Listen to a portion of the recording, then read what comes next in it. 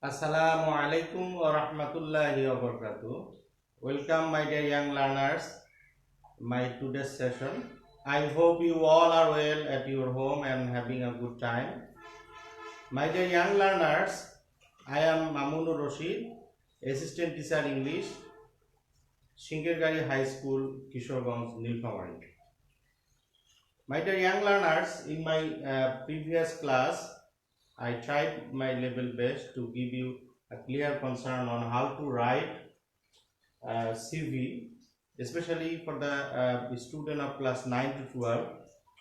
And today I will clear the later part of the CV. I hope you all will enjoy my today's session. So before starting my class, I would like to request you please take your pen and paper and be with me and enjoy the class.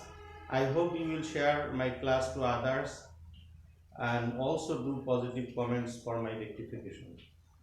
So let's start our today's session. In my previous class, I already mentioned how we start our CV writing. I just recap of my previous session.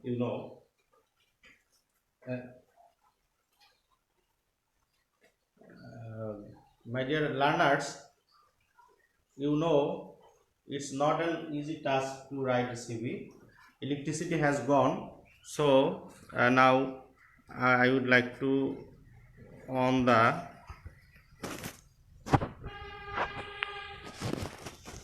flashlight.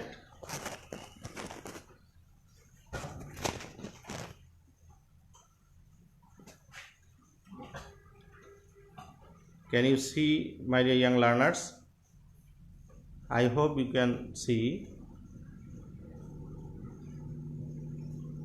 Okay. Now have a look. In a CV, in the opening part, we at first write date and then the addressing person, suppose the headmaster, the principal, the managing director, the director. So before starting our CV, we must have to look over the question. What is in the question? প্রশ্নে কি উল্লেখ করা আছে সেই বিষয়টি লক্ষ্য করতে হবে এবং ডেটগুলো আমি যেদিন লিখবো সেদিনের ডেট ব্যবহার করব, যাকে অ্যাড্রেস করতে বলবে। প্রশ্নে অ্যাড্রেসই অনেক সময় উল্লেখ করা থাকে যে write a CV for the post of assistant teacher English to the headmaster, অথবা টু দ্য প্রিন্সিপাল, অথবা টু দ্য চেয়ারম্যান, অথবা টু দ্য ম্যানেজিং ডিরেক্টর। এইভাবে যদি মেনশন করে দেওয়া থাকে ভালো, আর মেনশন করে না দিলে প্রশ্ন বুঝে কাকে অ্যাড্রেস করতে হবে এই বিষয়টি আমাদের লিখতে হবে। তারপরে আমরা স্থান লিখব না। আমরা সাধারণত এক্সামিনাররা শুরুতে যে বিষয়টি দেখি, যাকে অ্যাড্রেস করতে বলা হয়েছে তোমরা সেটা অ্যাড্রেস ঠিকভাবে করছো কিনা, এটা খুবই গুরুত্বপূর্ণ। এরপর সাবজেক্টের জায়গায় আমরা সাধারণত লিখি prayer for the post of a or an assistant teacher English, অথবা an assistant teacher English.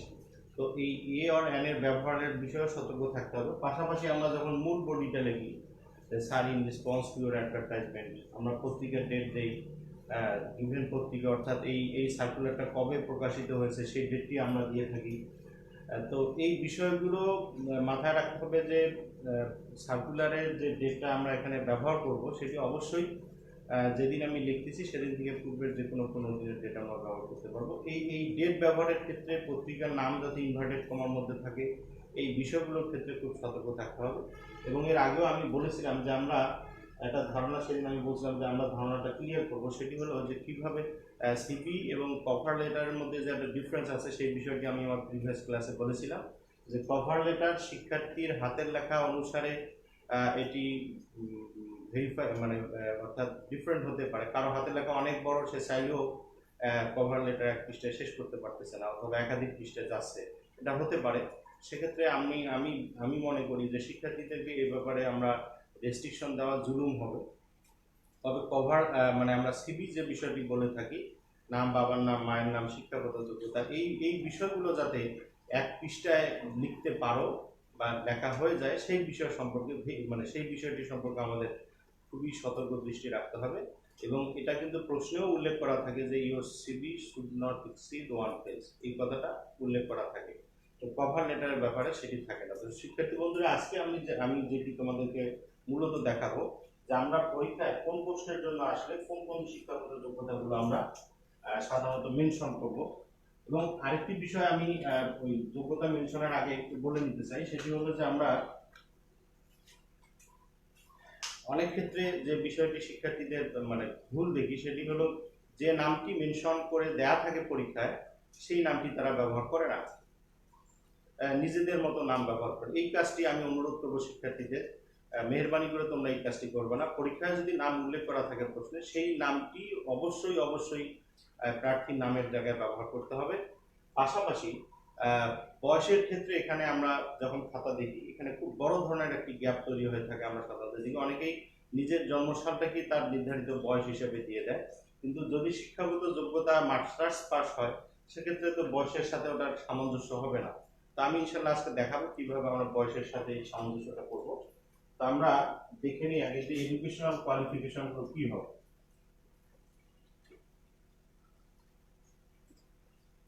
Educational qualification,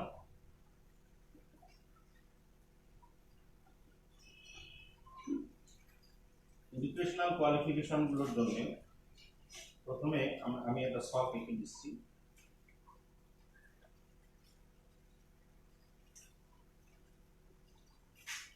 name of degree and then subject or group,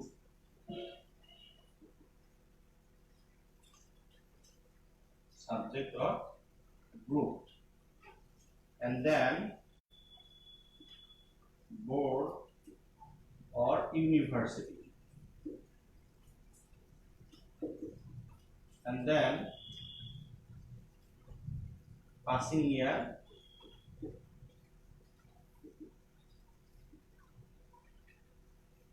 and then result.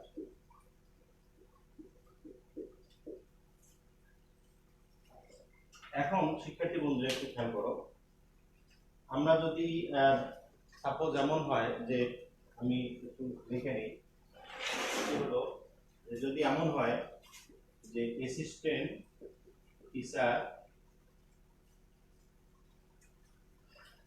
Bangla, ইংরেজি, সমাজ বিজ্ঞান, ইসলাম শিক্ষা,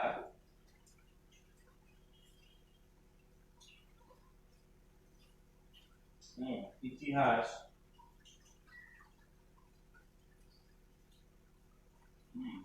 বাংলা, ইংরেজি, সমাজ বিজ্ঞান, ইসলাম শিক্ষা, ইতিহাস,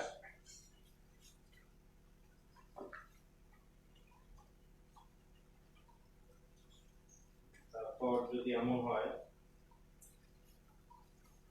পলিটিক্যাল, রাষ্ট্রবিজ্ঞান, হ্যাঁ, অথবা এমন যদি হয় যে দর্শন। তো এই পোস্টগুলোর ক্ষেত্রে অ্যাসিস্ট্যান্ট টিচার বাংলা, ইংলিশ, সমাজ বিজ্ঞান, ইসলাম শিক্ষা, ইতিহাস, রাষ্ট্রবিজ্ঞান, দর্শন, সাধারণত স্কুলে এই বিষয়গুলো রাষ্ট্রবিজ্ঞান বা দর্শন এগুলো সাধারণত লেকচারার হিসেবে থাকে। তো এই পোস্টগুলোর ক্ষেত্রে যদি আমরা দেখি, এবং সেটি অ্যাসিস্ট্যান্ট টিচারও হতে পারে বা লেকচারারও, অ্যাসিস্ট্যান্ট টিচার অথবা লেকচারার, কলেজের কোনো পোস্ট। অ্যাসিস্ট্যান্ট টিচার হিসেবে হলে মানে স্কুলের পোস্ট, আর লেকচারার হলে কলেজের পোস্ট। তো বাংলা, ইংরেজি, সমাজ বিজ্ঞান, ইসলাম শিক্ষা, ইতিহাস, রাষ্ট্রবিজ্ঞান, দর্শন, এই অথবা আর্ট অ্যান্ড ক্রাফট যেটাকে আমরা চারুকলা বলি, এই বিষয়গুলো আর্ট অ্যান্ড ক্রাফট যেটা আমরা চারুকলা বলি, এই বিষয়গুলো লেকচারার অথবা অ্যাসিস্ট্যান্ট টিচার যদি পরীক্ষায় আসে সেক্ষেত্রে আমরা একটু লক্ষ্য করো। সেক্ষেত্রে আমরা যে কাজটি করব, প্রথমেই আমি এদিক থেকেই যদি লিখি, প্রথমে আমি যেটি করব এসএসসি এসএসসি পাসিং ইয়ারের ক্ষেত্রে সাবজেক্টের ক্ষেত্রে এই বাংলা, ইংরেজি, সমাজবিজ্ঞান, ইসলাম শিক্ষা, ইতিহাস, রাষ্ট্রবিজ্ঞান, দর্শন, চারুকলা, এই সবগুলো বিষয়ের ক্ষেত্রে যেটি হয়, এগুলোতে যদি আমি অনার্স মাস্টার্স করতে যাই, তাহলে সেক্ষেত্রে আমার মেট্রিক ইন্টারে কিন্তু সায়েন্স, আর্টস, কমার্স বিবেচ্য বিষয় নয়। তাহলে সেক্ষেত্রে আমরা যদি সায়েন্স লিখি তাও হবে, যদি আমি হিউম্যানিটিস লিখি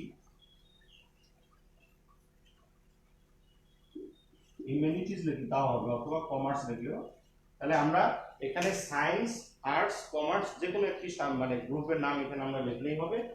বোর্ডের জায়গায় আমরা ধরো দিনাজপুর বোর্ড সংক্ষেপে ডিবি লিখে দিলাম। আমি দিনাজপুর অথবা ঢাকা বোর্ড হতে পারে ডি, আমি দিনাজপুর পুরোটাই লিখে দিলাম, দিনাজপুর বোর্ড। ওকে, পাসিং ইয়ারটা এখন একটু খেয়াল করো শিক্ষার্থী বন্ধুরা। আমরা যদি এমন হয় যে আমি অ্যাসিস্ট্যান্ট টিচার বাংলা, ইংলিশ, রাষ্ট্রবিজ্ঞান, সমাজবিজ্ঞান অথবা লেকচারার পোস্টে লিখবো, সেক্ষেত্রে অবশ্যই অন্তত পক্ষে যে কাজটি, অন্তত পক্ষে তোমাকে যে পাসটি করতে হবে সেটা হলো ডিগ্রি পাস অথবা অনার্স পাস। এবং এই ডিগ্রি পাস এবং অনার্স পাস করতে গেলে মিনিমাম, ডিগ্রি পাস করতে গেলে মিনিমাম 20 বছর এবং অনার্স পাস করতে গেলে মিনিমাম 21 বছর সময় লাগে। খেয়াল করো, ধরো 2020, এখন 2020 সাল, এই 2020 সালটাকে তোমার হাতে রেখে যদি 21 বছরের কথা আমরা চিন্তা করি বা 22 বছর বিয়োগ করব, হ্যাঁ, বিয়োগ করলে যে সালটা হবে, হ্যাঁ, তাহলে এখানে ধরো 20, আমরা যদি 99 দেই, 99 অথবা 98 অথবা 97 দিই, ধরো সাপোজ আমি দিলাম এখানে 1997, 97, অর্থাৎ এসএসসি পাশের ক্ষেত্রে, সরি মানে জন্ম সালটা যদি আমরা 97 ধরি, আমরা যদি জন্ম সালটা কত ধরি, 97 ধরি, ওই হিসাবে মিনিমাম 22 বছর বা 21 বছর বাদ দিয়ে, রানিং বছর থেকে মিনিমাম 21 বা 22 বছর বাদ দিব আমরা। ধরো 22 বছর বাদ দিলাম, তো 22 বছর বাদ দিলে যদি অনার্স পাস দেখাতে চাই, আর যদি আমি মাস্টার্স পাস দেখাতে চাই, তাহলে সেক্ষেত্রে সব থেকে ভালো হয় 24 বছর বাদ দিলে। কত বছর আমরা বাদ দিব, রানিং ইয়ার থেকে 24 বছর বাদ দিব।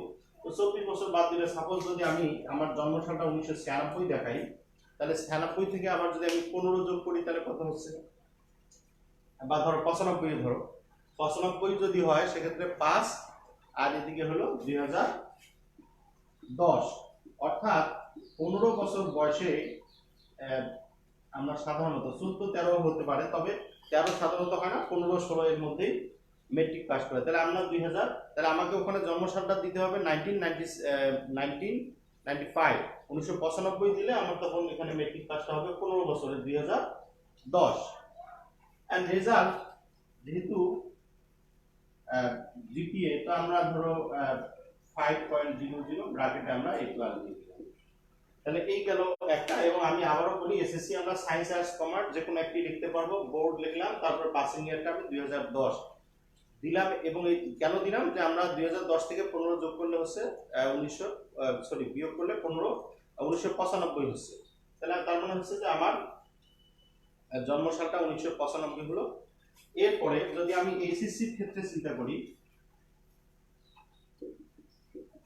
এইচএসসির ক্ষেত্রে আমি এখানে সায়েন্স, আর্টস, কমার্স যে কোনো একটা ব্যবহার করতে পারবো।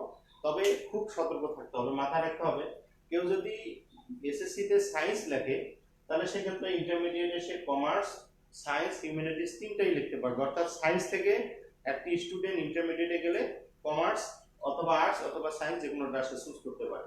আবার কেউ যদি কমার্স লেখে এসএসসিতে, সে সর্বোচ্চ আর্টস লিখতে পারবে অথবা কমার্স। কিন্তু কেউ যদি আর্টস লেখে অর্থাৎ হিউম্যানিটিস লেখে, তাহলে সেক্ষেত্রে শুধু হিউম্যানিটিস, তখন সে আর সায়েন্স লিখতে পারবে না। বোর্ডের ক্ষেত্রে আমরা যদি এটাই ধরি, পাসিং ইয়ার যদি একটু খেয়াল করো শিক্ষার্থী বন্ধুরা, পাসিং ইয়ারটা এখানে 2 বছর আরো যোগ হবে, তার মানে 17 বছরে ইন্টারমিডিয়েট পাস হবে। কত বছরে ইন্টারমিডিয়েট পাস হবে? 17 বছর। তাহলে আমরা দেখলাম মেট্রিক পাস করবে সে 2010-এ, তাহলে ইন্টারমিডিয়েট আরো 2 বছর যদি যোগ করি, তাহলে হচ্ছে 2012 সালে ইন্টারমিডিয়েট সে পাস করলো। ঠিক এখানে রেজাল্টটা আমরা যদি এটাই সেম দেই, যে 5.00 A+, তাহলে আমরা এসএসসি দেখলাম, এসএসসি দেখলাম।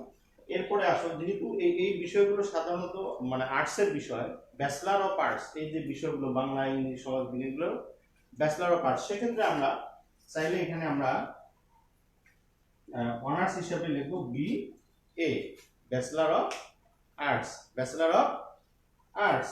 আবার এই সমাজ বিজ্ঞানের ক্ষেত্রে যদি আমরা দেখি যে সমাজ বিজ্ঞানের ক্ষেত্রে ওখানে আরেকটি বিষয় লেখা যেতে পারে। সমাজ বিজ্ঞান যদি হয় সেক্ষেত্রে তুমি লিখতে পারো B S S, bachelor of social science. যদি ফিক্সড সমাজ বিজ্ঞান হয় সেক্ষেত্রে তুমি লিখতে পারো বি এস এস। তাহলে বিএ লিখবো আমরা বাংলা, ইংলিশ, ইসলাম শিক্ষা, ইসলামিক ইতিহাস, রাষ্ট্রবিজ্ঞান, দর্শন, সমাজ বিজ্ঞান এইগুলোর ক্ষেত্রে। আবার অনেক সময় বিএসএস মানে 3 বছরের যারা ডিগ্রিধারী তারাও সাধারণত ওই বিএসএস বিষয়টি ব্যবহার করে থাকে। এরপরে আসো সাবজেক্টের জায়গায় ওই যে সংশ্লিষ্ট যে সাবজেক্টটি পরীক্ষার উল্লেখ থাকবে, প্রশ্ন উল্লেখ থাকবে, তাহলে আমরা এখানে লিখব যে প্রশ্ন উল্লেখিত বিষয়, প্রশ্নে উল্লেখিত বিষয়। ক্লিয়ার? তাহলে আমরা খেয়াল করো যে আমরা এখানে বিএ লিখবো, আর্টসের এই বিষয়গুলো যেহেতু এগুলো বিএ লিখবো, এবং এই প্রশ্নে উল্লেখিত বাংলা হলে বাংলা কথাটা এখানে লিখবো, ইংলিশ টিচার হলে ইংলিশ কথাটা লিখবো, তারপরে তোমার রাষ্ট্রবিজ্ঞান হলে রাষ্ট্রবিজ্ঞান, এখানে পলিটিক্যাল সায়েন্স লিখবো। তারপরে ইউনিভার্সিটির জায়গায় আমরা এখানে ধরো লিখলাম ডিইউ, ঢাকা ইউনিভার্সিটি দিলাম। এরপর এবং এখানে যদিও আমি সংক্ষেপে লিখলাম, পরীক্ষায় তোমরা এটাকে বিস্তারিত মানে এই এক্সিবিশন না দিয়ে ঢাকা ইউনিভার্সিটি পুরাটাই লিখলাম। এরপরে খেয়াল করো এখানে যে 17 বছরের যেহেতু সে ইন্টারমিডিয়েট পাস, তার মানে আরো 4 বছর লাগবে তার অনার্স পাস করতে। তাহলে 12 থেকে 4 কত হচ্ছে?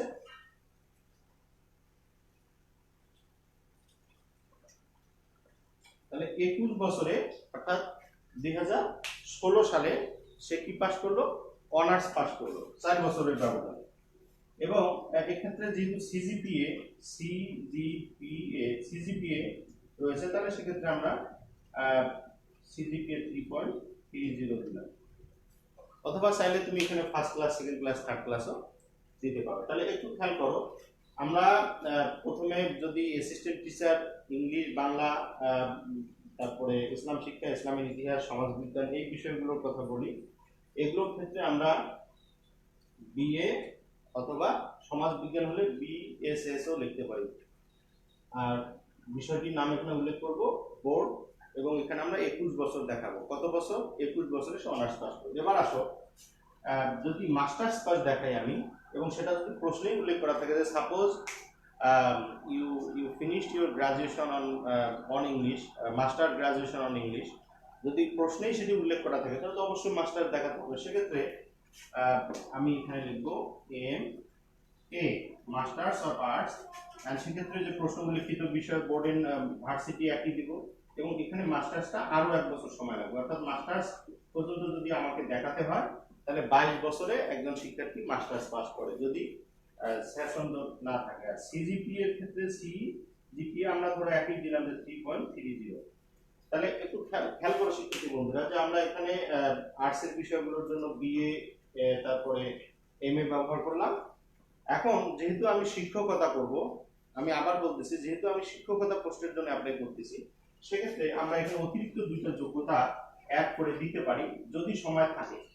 যদি এমন হয় যে তোমার সময় আছে, প্রশ্নে লেখার সুযোগ আছে এবং সময় আছে, সেক্ষেত্রে তুমি এই অতিরিক্ত 2টা যোগ্যতা আরো অ্যাড করে দিতে পারো। সেটি হচ্ছে বিএড।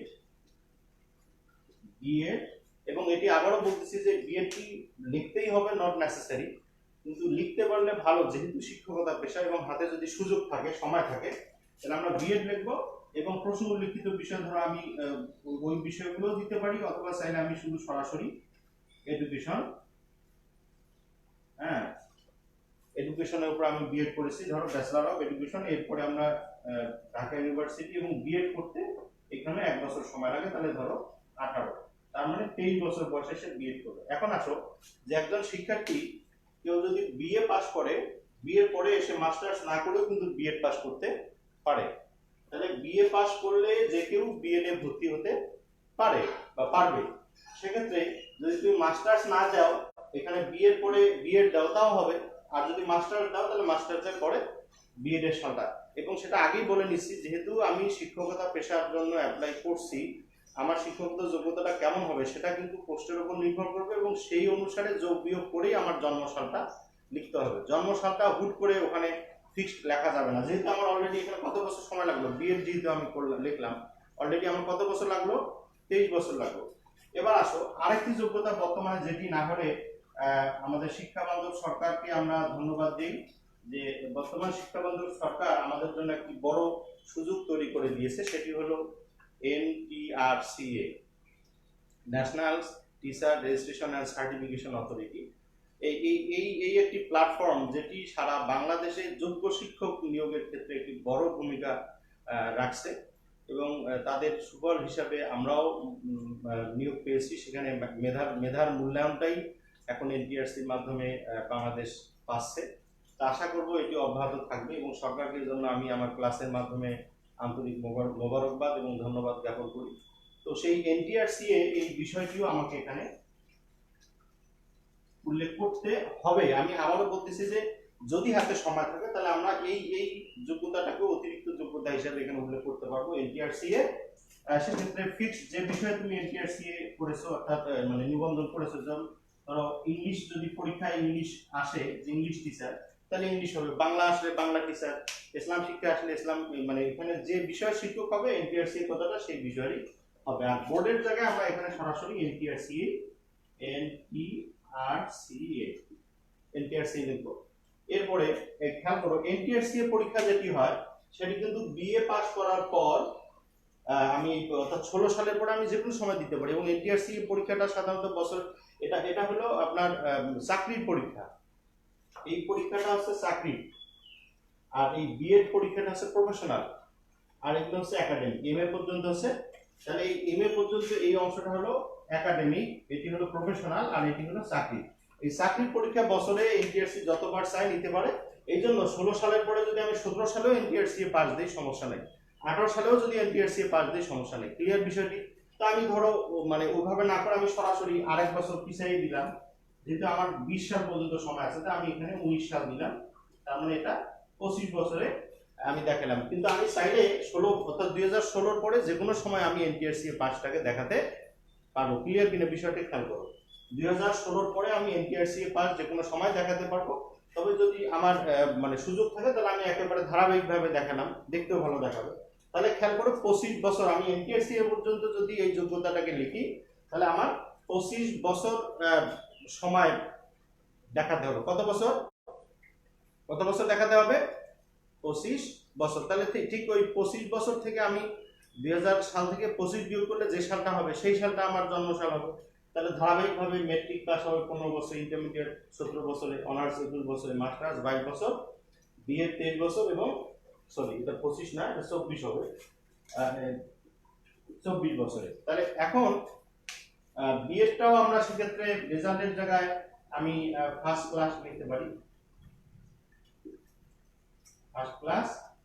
আর NTRC এর জায়গায় যেহেতু পার্সেন্টেজ রেজাল্ট হয়, সাপোজ ধরো 70% নাম্বার তুমি টোটাল পেয়েছো, তাহলে শিক্ষার্থী বন্ধুরা আমরা দেখলাম যে কিভাবে অ্যাসিস্ট্যান্ট টিচার মানে অর্থাৎ আর্টসের বিষয়গুলোর যদি কোনো শিক্ষকতার পোস্ট আসে তা এগুলো আমরা কিভাবে লিখবো সেটি দেখলাম। এখন আসো যে সায়েন্সের কোনো বিষয়ে শিক্ষকতার পোস্ট আসে, কিসের?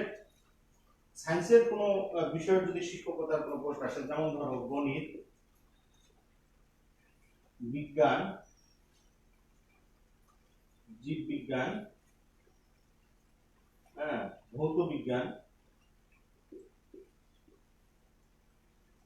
এছাড়া পদার্থ, রসায়ন, উচ্চতর গণিত, প্রাণীবিদ্যা, উদ্ভিদবিদ্যা, প্রাণীবিদ্যা, উদ্ভিদবিদ্যা, এছাড়া ভূগোল, অর্থনীতি, এই বিষয়গুলোর যদি অ্যাসিস্ট্যান্ট টিচার বা লেকচারার কোনো পোস্ট হয় আসে, তাহলে এখানে দেখো শিক্ষাগত যোগ্যতা মানে শিক্ষাগত যোগ্যতা একাডেমিক জিনিসগুলো একটু চেঞ্জ হবে। যেমন এসএসসিটা সেক্ষেত্রে আমরা তখন সায়েন্স ব্যবহার করবো। কি ব্যবহার করবো? মানে এমন না যে আর্টস থেকে কেউ যে বিজ্ঞান মানে কমার্স থেকে পারে না, কমার্স থেকে অনেকে সায়েন্সে দিতে পারে, কিন্তু এটা খুব মানে রেয়ার। আমরা সায়েন্স লেখাটাই এখানে কি হবে, উত্তম হবে। সেক্ষেত্রে আমরা এসএসসি সায়েন্স লিখলাম। হ্যাঁ, ঠিক এইচএসসিও। এবার আসো, আমি এগুলো যা আছে ঠিক রাখলাম। এই যে বিএ এই জায়গাটাতে আমরা এখানে তখন ব্যবহার করব BSc. BSc bachelor of science. খেয়াল করো, এই যে B full stop S full stop C লেখা যাবে না, এস এস এর পরে সিটাকে স্মল লেটার লিখতে হবে, বিএসসি। তাহলে বিএসসি প্রদত্ত প্রশ্নে উল্লিখিত বিষয়, ধরো যদি জীববিজ্ঞান হয় তাহলে বিএসসি জীববিজ্ঞান, ধরো যদি গণিত হয় তাহলে বিএসসি ম্যাথমেটিক্স। হ্যাঁ, প্রশ্নে যে বিষয়টার উপরে তোমার অনার্স করতে বলবে তারা, সেই বিষয়টা আমরা এখানে, যদি কেমিস্ট্রি হয় কেমিস্ট্রি।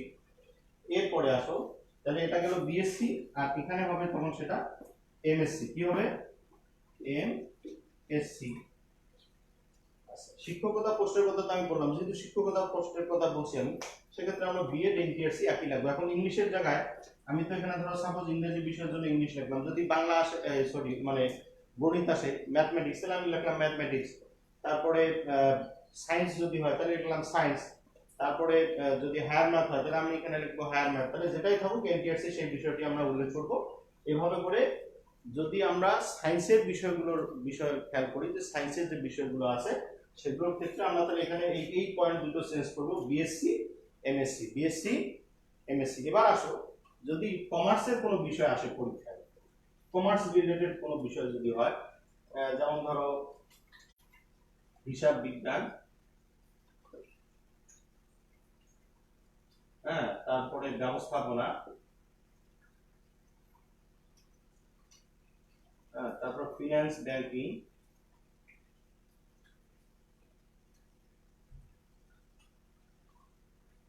ফিনান্স ব্যাংকিং, তারপর হচ্ছে ব্যাংকিং ও বীমা ইত্যাদি। অর্থাৎ কমার্স রিলেটেড যে বিষয়গুলো সাধারণত আসে, সেই বিষয়গুলো যদি এখানে আসে, তাহলে সেক্ষেত্রে আমরা এই জায়গাগুলোতে এসএসসি সায়েন্স লিখলেও হবে, কমার্স লিখলেও হবে, তবে আর্টস লেখা যাবে না। এখানে আমি সায়েন্সের পরে কমার্স লিখতে পারবো, সায়েন্সের পরে কমার্স লিখতে পারবো, কিন্তু কি লিখবো না, আর্টস লিখবো না। এটি একটি বিষয়। আরেকটি হচ্ছে যে এখানে তখন এই মানে হায়ার যে গ্রাজুয়েশনের ডিগ্রির নামটি চেঞ্জ হয়ে যাবে, এখানে তখন সেটা হবে বিএ, আর এটি তখন হবে এমবিএ। বাকি সব ঠিক থাকবে। হ্যাঁ, মানে হায়ার গ্রাজুয়েশনের ক্ষেত্রে কমার্সের বিষয় যদি হয় সেক্ষেত্রে আমরা লিখবো বিবিএ, আর কি লিখবো, এমবিএ, বিবিএ এমবিএ। তারপরে যদি অ্যাকাউন্টিং হয় তাহলে বিবিএ অ্যাকাউন্টিং, এমবিএ অ্যাকাউন্টিং, এভাবে করে আমরা দেখবো। এখন আসো, যদি এমন হয় যে এটি আমরা দেখলাম যে শিক্ষকতা পেশায় সেটা অ্যাসিস্ট্যান্ট টিচার হতে পারে, লেকচারার হতে পারে, সায়েন্স আর্টস এবং কমার্স ব্যাকগ্রাউন্ডের বিষয়গুলো আমরা দেখলাম। এখন পরীক্ষায় যদি এমন হয় যে junior officer in a bank অথবা senior officer in a bank, তখন শুধুমাত্র আমরা এই যে বিএড এর এই অংশটা বাদ দিয়ে দেব। মানে শিক্ষকতা পোস্ট ছাড়া অন্য যে কোনো পোস্টে আমরা তখন আর এই যে বিএড এবং এনটিআরসি এই কথাটা ব্যবহার করব না। তখন আমি চাইলে যে এখানে এই এই এই কথাটাই আমি সেক্ষেত্রে ব্যাংকের যে কোনো পোস্ট, হ্যাঁ, এনি পোস্ট অফ ব্যাংক, হ্যাঁ, ব্যাংক এনি পোস্টের ক্ষেত্রে আমরা ব্যাংকের যে কোনো পোস্টের ক্ষেত্রে আমরা এই বিবিএ এসএসসি বিবিএ এমবিএ ব্যবহার করতে পারবো। Farm manager in a farm, সেক্ষেত্রে আমরা যে এসএসসি বিবিএ এমবিএ ব্যবহার করতে পারবো। তাহলে হিসাব রিলেটেড যে কোনো কার্যক্রমের ক্ষেত্রে, ব্যাংকিং হোক, বীমা হোক, মানে ইন্স্যুরেন্স কোম্পানি হোক, অর্থ সংশ্লিষ্ট যে বিষয়গুলো আছে সেগুলোর ক্ষেত্রে আমরা চাইলে এসএসসি বিবিএ এমবিএ ব্যবহার করতে পারবো। আবার কিছুক্ষণ আগে আমি তোমাদেরকে যেটি দেখালাম যে সায়েন্সের বিষয়গুলোর ক্ষেত্রে ধরো এমন হলো যে মেডিকেল রিপ্রেজেন্টেটিভ আছে না, যে সাধারণত আমরা ডাক্তারের কাছে গেলে দেখতে পাই কতজন রিপ্রেজেন্টেটিভ ব্যাগ নিয়ে বসে থাকে, যেরকম মেডিকেল রিপ্রেজেন্টেটিভ অথবা সেলস রিপ্রেজেন্টেটিভ, এই ধরনের পোস্টের ক্ষেত্রে, বিশেষ করে মেডিকেল রিলেটেড সায়েন্স রিলেটেড কোনো পোস্ট যদি হয়, তাহলে সেক্ষেত্রে আমরা তখন শুধু এখানে বিএসসি আর এমএসসি ব্যবহার করব। হ্যাঁ, সায়েন্স রিলেটেড কোনো পোস্ট যদি হয় সেক্ষেত্রে আমরা কি করব, বিএসসি আর কি ব্যবহার করব, এমএসসি ব্যবহার করব, তাহলে হয়ে গেল। হ্যাঁ, এবং সেটা মেডিকেল রিপ্রেজেন্টেটিভ হতে পারে, সেটা তোমার কি জানো সেলস রিপ্রেজেন্টেটিভ হতে পারে। এমবিবিএস ডাক্তার হতে পারে, যে কোনো ডাক্তার, মেডিকেল অফিসার, তাহলে তখন আমরা সেক্ষেত্রে বিএসসির জায়গায় এমবিবিএস এই শব্দটি ব্যবহার করে ওভাবে সেটাকে পূরণ করতে পারে। এরপরে আসো, যদি একটা সিঙ্গেল কোনো পোস্ট থাকে, এমন পোস্ট যে ধরো সাপোজ যে কম্পিউটার অপারেটর, হ্যাঁ, computer operator in a company, সেক্ষেত্রে এই যে আমি বিএ বা বিবিএ এই পোস্টগুলো না লিখে আমরা এসএসসি এসএসসি করে এখানে আমরা ডিপ্লোমা লিখতে পারি। কি লিখতে পারি? হ্যাঁ, ডিপ্লোমা। অনেকে ডিপ্লোমা, খেয়াল করো, ডিপ্লোমা দুইভাবে হতে পারে। এসএসসির পরেও যদি কেউ 4 বছরের ডিপ্লোমা করে সেটাও ঠিক আছে, অনেকে ইন্টারমিডিয়েটের পরেও 4 বছর ডিপ্লোমা করে সেটাও ঠিক আছে। তাহলে এসএসসি, সাধারণত এসএসসির পরেই ডিপ্লোমাটা হয়, হ্যাঁ, এসএসসির পরেই ডিপ্লোমা। তো আমরা এসএসসির পরেও ডিপ্লোমা লিখতে পারবো অথবা এসএসসির পরেও ডিপ্লোমা লিখতে পারবো। সেক্ষেত্রে ওই যে আমি যেটা বললাম কম্পিউটার অপারেটর, হ্যাঁ, কম্পিউটার অপারেটর কাম অফিস সহকারী অথবা অফিস সহকারী cum computer operator, computer related যে পোস্টগুলো সাধারণত আছে সেক্ষেত্রে ডিপ্লোমা। এবং তখন আমি এখানে লিখতে পারি যে কম্পিউটার সায়েন্স। কি লিখতে পারি? কম্পিউটার হয়ে গেল।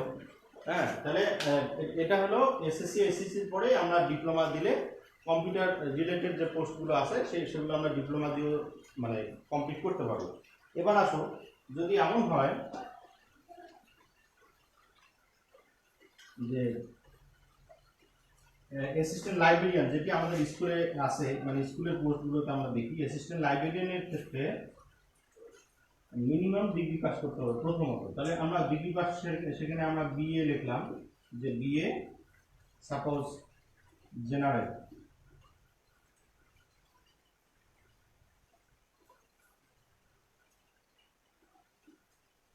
হ্যাঁ, জেনারেল সাধারণ যে বিএ করে আর্টস বা জেনারেল আর্টসও লিখতে পারো।